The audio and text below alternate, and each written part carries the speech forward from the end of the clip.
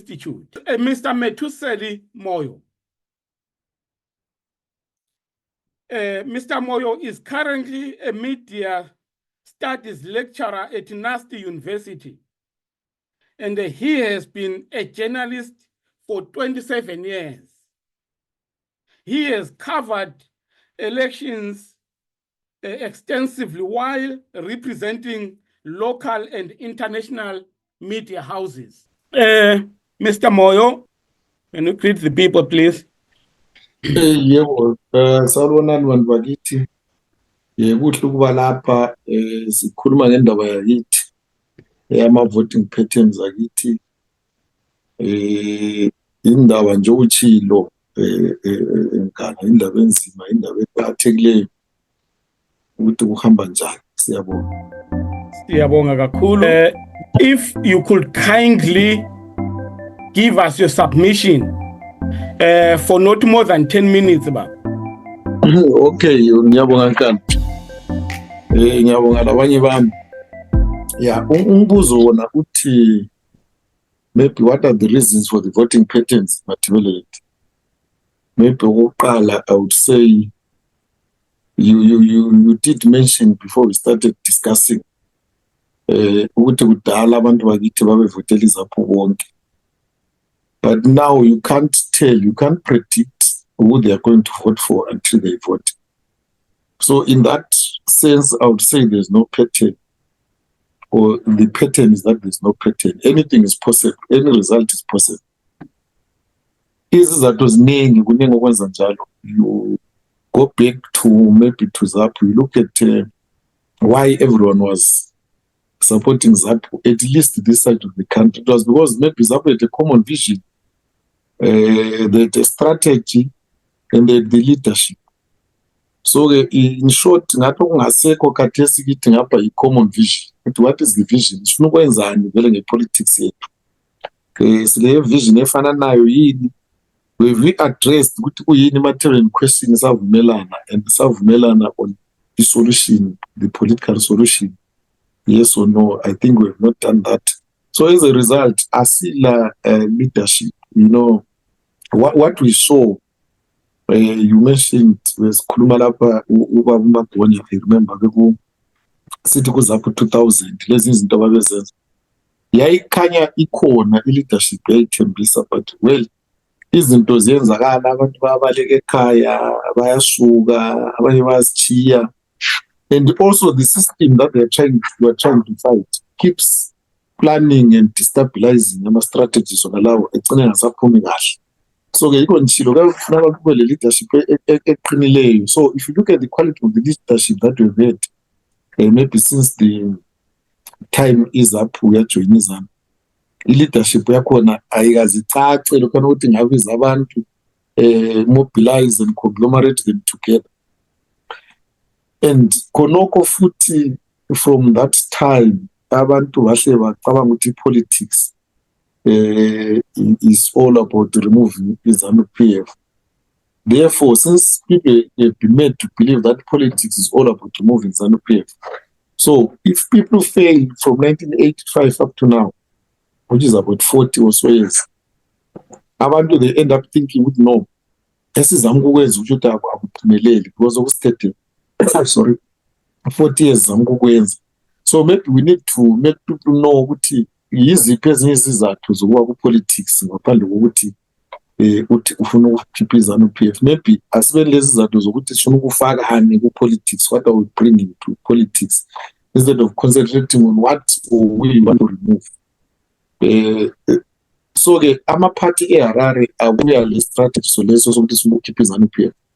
Abantu bakithi ngapha maybe because of background issues, because of ukuzonda lani, then we go with those people who want to keep ZANU-PF. But meanwhile, back in their own home provinces and districts and even wards, Gibo Konale, I keep you in ZANU-PF. So at the end of the day, you know, you appear as if we're failures because Mland to what about our own politics? What about the local politics? Siplanani ukuthi thina sibe lenjongo ezethu ezingekho that much we exist to antagonize. Why not come up with our own programs, our own parties that want to promote? Even if abantu bezanu do not want to remove their party, why don't we get our own party? Ukuthi ingene ku-power, iye opposer iphakathi, kumbe iye kwenza kuthiwa unity government kwi-coalition.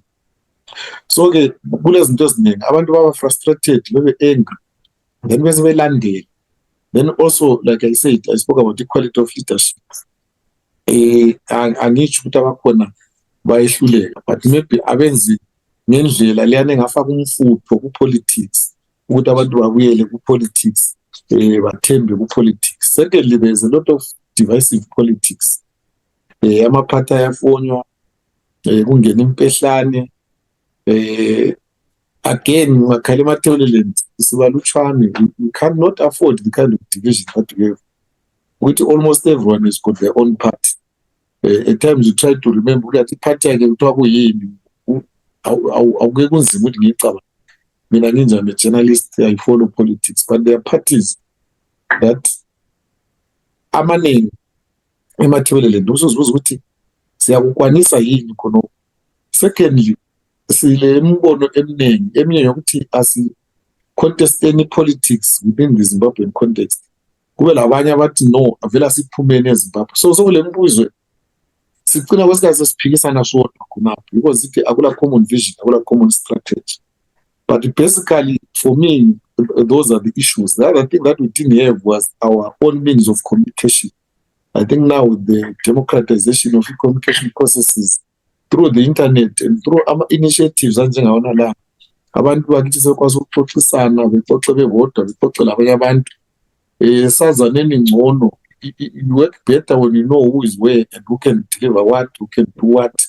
And we borrow from each other's experiences. Abantu abale experience eningi ku-politics abakithi. But at times we are not able to interlink ukuthi senzeni. So-ke we were always in disarray. Omunye wasekhoneni lakhe ngale. Izinto ezikhona ezokukhulumisana imedia kade ikhona. Noma ingazibe best lapha emathebeleni. Ayikho best lapha to save the interest yabantu balapha. No. Is to serve the interest of those who have put it here ukuthi bancedise. So we hope now with our initiatives anjengana la siyabe si-able ukuthi sikhulumisane, sibonisaneni, share ideas. I think for now I would stop there. Okay, thanks very, very much, Mr. Moyo. Is it important for the people of Matabeleland to vote as a bloc or to vote for the political parties which are Matabeleland centric? Is it important? Mina sesike sakuthinta ukuthi by its very nature iZimbabwe is like a two nation state.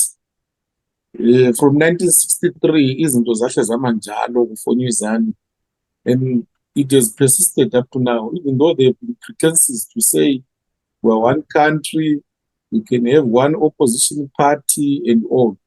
So it's clear. Abantu, for instance, Abe MDC as it was, Triple C now, there are issues that they will not engage with openly until maybe currently with the current parliament,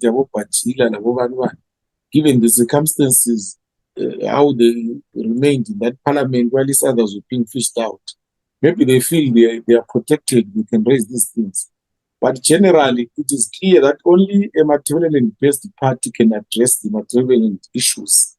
And therefore, and naturally, that means and the only way that can be achieved is voting as a bloc. Because if we scatter around, even these people that we vote from this region, they dovetail into the national agendas of those parties. Kuba nzima ukuthi ethi engu-MP weMatabeleland ekuzani kumbe even ku-MDC eqasa ukukhuluma indaba zeMatabeleland. I think Mr Moyo tried it when he was MP we-MDC kudala. He was booed even by his own people of MDC. So that shows ukuthi even loba liku-same party opposition or ruling lomuntu wesishoneni ongesindebeleni vele into elizicabangayo at times azifanayo ngoba vele lingabantu abakhuliswa ngaleyo ndlela abathola izinto zinjalo that our nation is set up in such a manner that we are either Shona or Ndebele or vice versa. So kuvele kukhona, and the only way you can move is to have people that are mandated besuka lapha bebhodele lapha ukuthi umelele into zala. But nxa national party, the so-called national parties ezivele sozivele kunzima ukuthi besekhuluma i-agenda zangapha bangukuthi usukhuluma into ezi-tribal bengamxotsha lephathini yakhona. So kuyabe sabisa khona kuya. So ukuze bebe protected akahambe evele esuka emelele abantu bakibo engabi apologetic about anything, because people end up being co-opted into Harare agendas ukuthi ubanoza president ungaphuma uMnangagwa ungaphuma uChamisa. Those things don't assist us in any way. If you ask me, I would say we are too few to afford ukuthi sibe democratic sigcwale indawo yonke, unless if we are giving up on our identity, like Dr. Ndugu was saying, we want to melt, sijoyine vele singacabanga ukuthi silenhlupho. But the problem is abantu laba abanye abafowethu basamukela yini nxa sibajoyine. My point is abantu bematherial indonezana bayisupporte kakhulu, yona i-MDC bayisupporte kakhulu, and what do they get in turn? Nothing. So it means kumele bazimele bodwa, at least bakhulume into zabo belabo MP babo bayokhethileyo ngamakhona. Okay, thanks very much, Mr. Moyo. Siyabonga kakhulu. Maybe uma enakho afisa ukuthi aku-engage after having listened to everyone. Baba Moyo. Yebo, I think unganilalela kuhle. Ungathi nje sonke sikhuluma into efana nayo.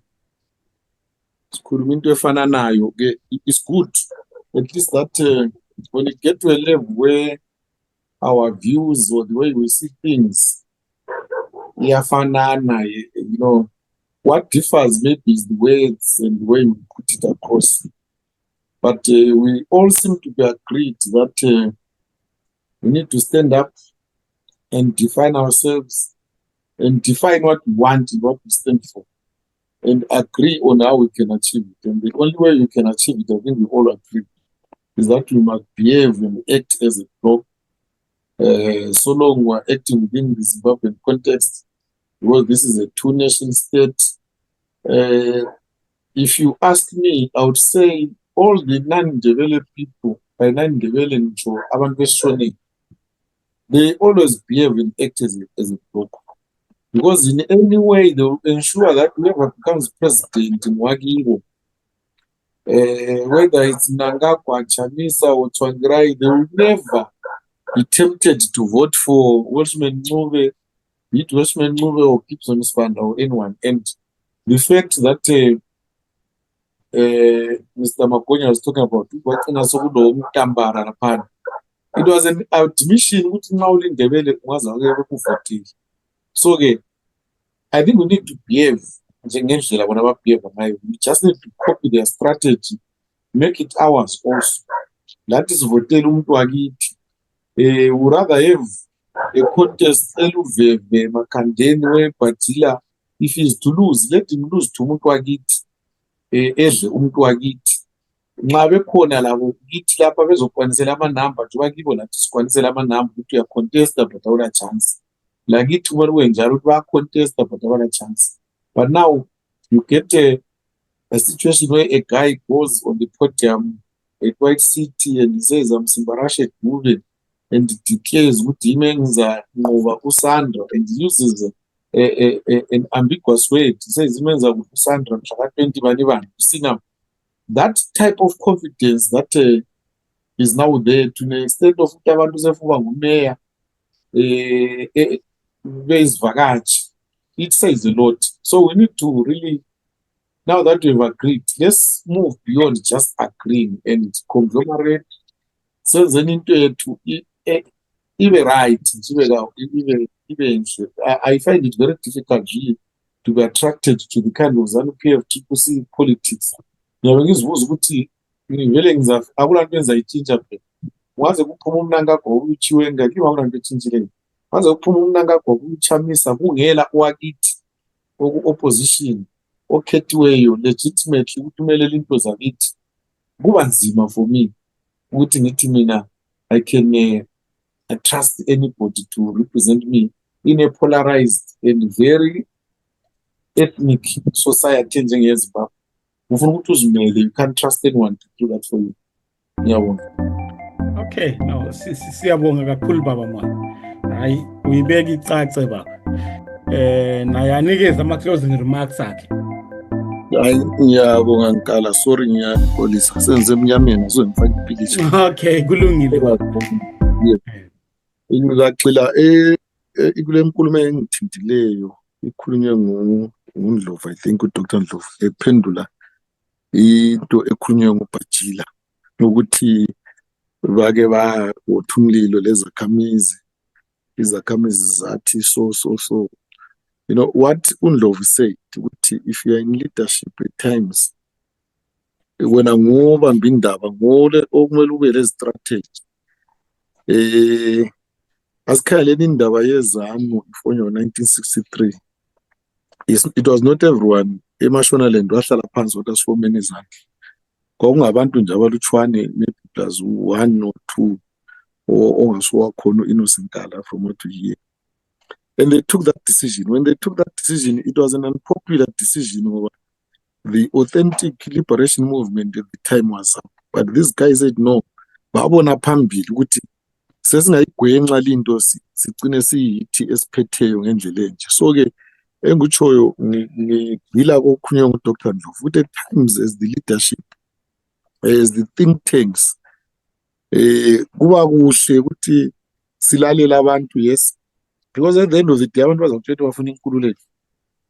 Wena ngosomele ube le plan ukuthi inkululeko uzayibisa njani. Abantu amasotsha nxa ecabanga ukuya kulwini abuye ezobuza abantu ukuthi sizalwa njani, ayaplana elu. So as the political leadership, we need to get to that level where we sit down ourselves and strategize, go to the people with strategies. If you go to ask them, they can even end up confusing you. Where we are, we can read the situation. I think even from these 2 files who agreed to strategy, maybe block voting. So kumele sibe le ndlela zokuthi sifika njani kulelo zinga lokuthi wonke umuntu aku-understand khonokho. Yiko kuthiwa i-political education. Ngakhala iZANU, they invest so much in their commissariat. Loba besenza into esingavumelani layo, but they're quite effective in what they do. We need to get to that level. Ukuthi esikufunayo siyakulwela, siyakuhambela, siyakukhankasela.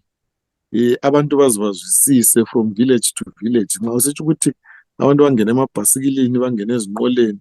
Another thing, we must invest in our politics. Nxa sizimisela ukuthi kosikufunayo kuyakhitshwa izimali, i-politics inzima, i-expensive, kunzima ukuthi umuntu oyedwa ayenze ungananzelela. Even la isikhathi sokulwela ilizwe ababekhulile sasibancane kodwa sasesizwa ukuthi kuthiwa kule mali ezikhitshwayo. Abantu bakithi I at times feel as if they've given up, sebengababukelayo kuphela, or they just participate through casting amavote.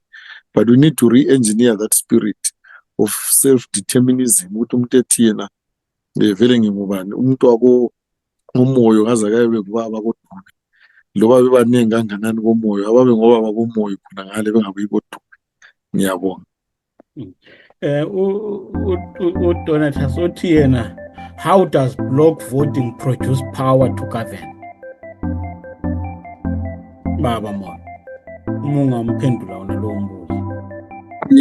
Governance, people need to understand that the governance does not refer only or exclusively to the government in Harare or in the metropolises. There are governments at every level. RDCs, what we call rural district councils, they are governments. The provincial governments are governments. The city councils, cities, mayor, for instance, they are governments because they collect revenue, balama expenditures, baland. That's why people come around from Kutata Panapana or want the government to the city council. So long we control the local governance at our level, sibekwazi ukuthi eMatobo, eNkayi, these are the policies okhansila laba ngabephathileyo. At the provincial level, these are the councillors, these are the MPs. And again, governance umbukubusa does not mean being in charge of power. Even when you're in opposition politics or in government, or parliament is part of government. So ke nxa sesifaka abantu bethu at all those levels, we're able to influence government at least at some level we can. So we start from there, then build from there. Okay. Siyabonga kakhulu.